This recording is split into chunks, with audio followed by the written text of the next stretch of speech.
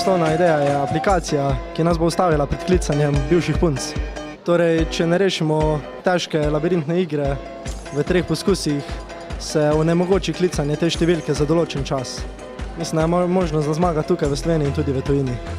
Moja ideja je izoblikovati oziroma torbico iz prožnostnega materiala, da se bo nam lahko prilagajala vsebini, ko jo imamo noter, zaradi tega, ker rabimo vse ženske full torbic, da lahko sploh preživimo, pa tudi pač moški za, ne vem, za službo. Torej, moja ideja je izoblikovati tako torbico, da se bo prilagajala in vsem, torej obema spoloma in pa vsem potrebam dnevnim.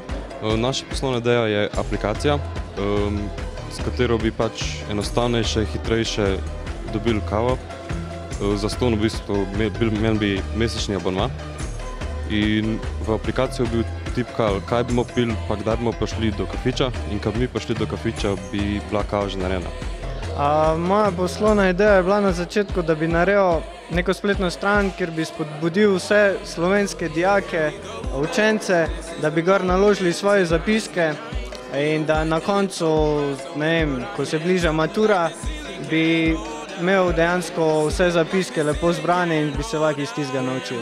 Moja poslovna ideja pa je bila, da bi naredil spletno stran in mobilno aplikacijo, preko katere bi lahko učenci v določeni uri postavljali vprašanja predavatelju, ki vodi tisto uro in se nam klikvali, če se ne razumejo, ni dovolj jasno bil nek del predavanja in bi lahko profesor v tistem času na svojem zaslonu videl, kateri del ni bil dovolj razumeč in bi ga lahko ponovno ponovil z drugačnimi besedami na bolj razumevajoč način. Zdaj sem razmišljal že nekaj cajta, da bi naredil nek program oziroma aplikacijo, kjer bi ti pač zaigral nekaj. Program bi pogruntal timing med vsakim tvojim udarcem in tu ven vrgel kot notni zapis.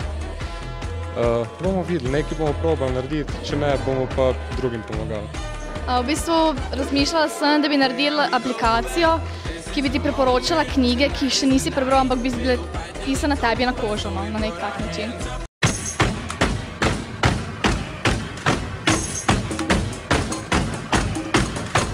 To je podjetniški maraton, ki mlade vzpodbudi, da od prve ideje pa do dejansko izvedenega prototipa, do izvedenega posla pridejo v manj kot 54 urah. Se pravi, danes so predstavili 10 odličnih poslovnih idej, izglasovali smo jih 6 najboljših in do konca tega vikenda, verjetno brez spanja, ob zelo hitri hrani, junk foodu in podobno, bomo prišli do tega, da razvijemo 6, upam, da uspešnih novih podjetij.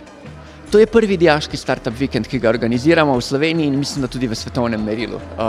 Zaradi tega je to za vse nas nekaj novega, verjamem pa, da so ideje popolnoma primerljive z tistimi, ki jih predstavljajo pod narekovaji odrasli. V širšem smislu se mi tukaj pogovarjamo o prvi podjetniški izkušnji, mogoče celo o prvi poslovni izkušnji, o prvi izkušnji na trgu dela. Mladi bojo tukaj dobili občutek, če pa lahko jaz sam ustanovim novo podjetje, potem pa res ni mene strah, tudi če govorijo, da služb ni, ker si bom itak službo ustvaril sam. Inovativnost, drznost, pogum, zaupanje vase, da se lotiš nečesa novega in odločnost in vztrajnost tudi uresničiš.